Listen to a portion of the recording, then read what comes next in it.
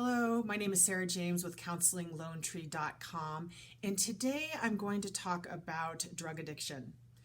It's something that we hear a lot about in society, and I think it's good to kind of clear up sort of some signs of it, some causes, and what to do about it. So, what is addiction? So, when we start using a drug, and when I say drug, I also mean alcohol, marijuana, and nicotine are also included in that.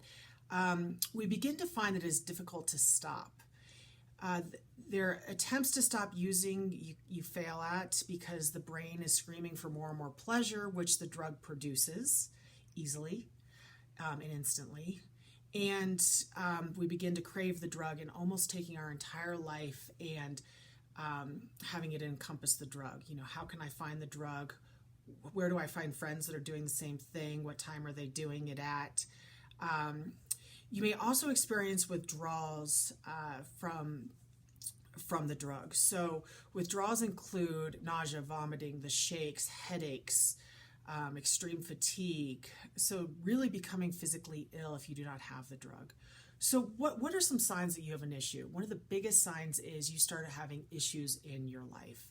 So you're skipping school, you're late to work, or you're even missing work. You're wanting to leave work early so that you can go get your fix or school. You're having issues in your relationships because the people who know you best are feeling like we're not connecting. There's something else going on here. What is going on with you? I feel like I'm not important to you. You feel withdrawn. You feel out of it. You're angry a lot. Anger comes with coming off the drug oftentimes. You feel groggy. I just don't feel like I know you anymore. So relationships really start to suffer. When you hear signs like that, a person may be engaging in some drug use. So something else, some issues may be financial.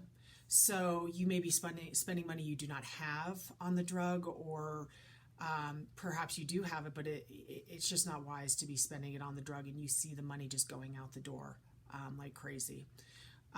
It just becomes all consuming. You spend your day seeking the drug if it's not readily available to you. So you're spending significant time trying to find the drug, but you're also spending significant time coming down off the drug. Hangovers, laying down on the couch because you used too much the night before. So let's talk about some causes. So continued use of drugs change the way our brain experiences pleasure, therefore the brain screams out for it. Okay, so let's talk about some more causes. A family history of addiction is a cause. So as we go through life and we develop, we are definitely looking at how our parents cope. How do they cope with stress? Does your dad come home, or your mom, and pour themselves a vodka tonic right away when they get home and then continue to drink throughout the evening?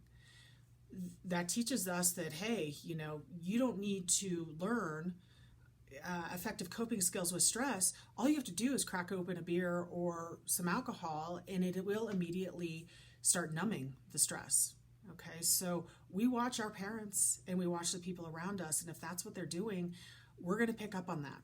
Okay, instead of watching a parent come home from work and just verbalize that it was a stressful day, but I got through it.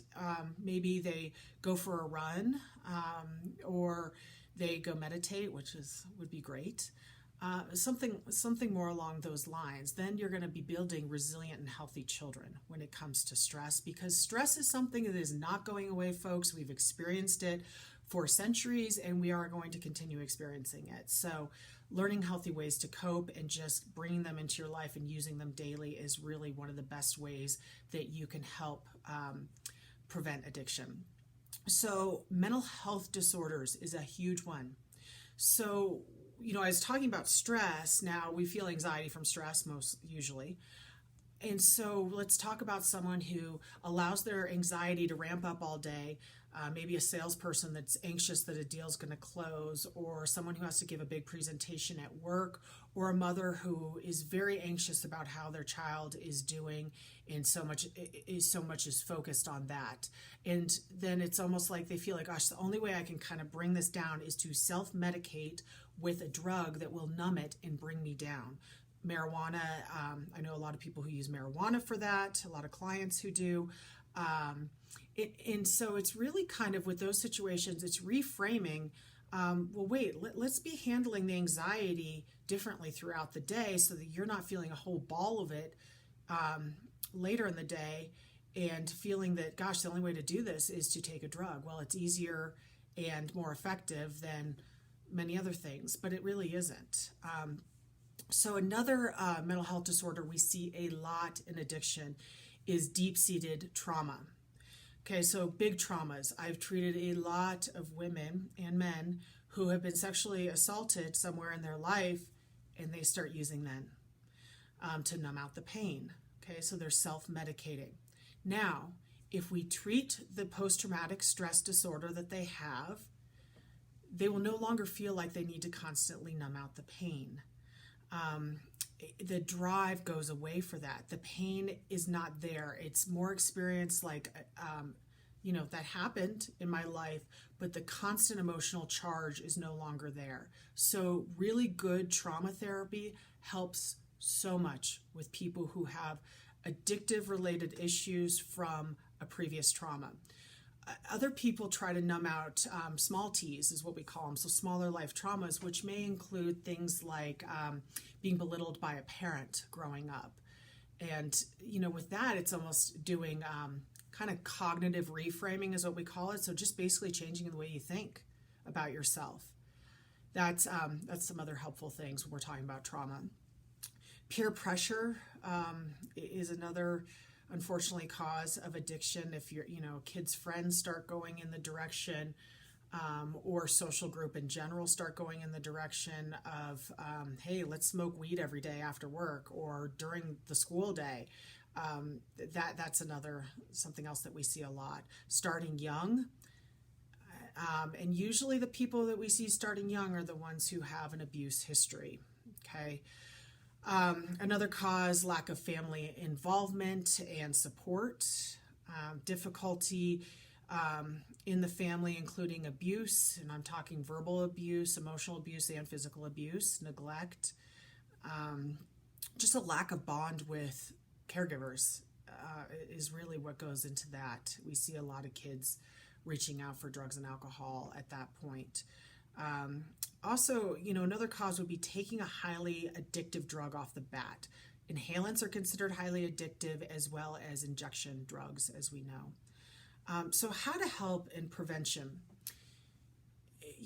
Get into therapy and try to get at the root issue. Okay, heal it at the root.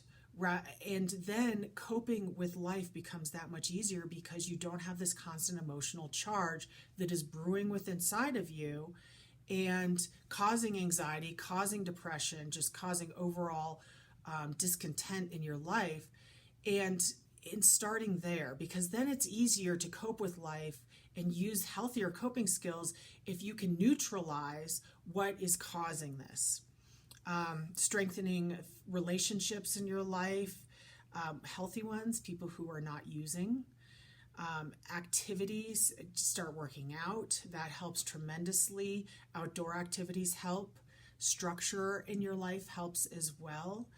If you are someone, though, whom is more in the addiction realm, like you're not someone who's thinking, I'm drinking a little too much, I need to cut back, and you kind of can cut back easily, I do recommend seeing a doctor just to make sure that you're coming off the drug safely. They can be very tricky to come off of, and doctors help minimize the withdrawal symptoms, therefore it's easier. They can help with the anxiety that people feel and the panic coming off of drugs, and also help with the physical withdrawal symptoms. But really pairing both, seeing a medical doctor who does know addiction medicine and a therapist who is an addiction counselor and trauma counselor, I would add. I think that is really important. Bringing those together really helps with treating addiction. So hopefully you found this helpful. And again, any other questions, just point them towards counselinglone-tree.com and contact us through that website, and we will definitely help point you in the direction that you need to go. Thank you. Bye-bye.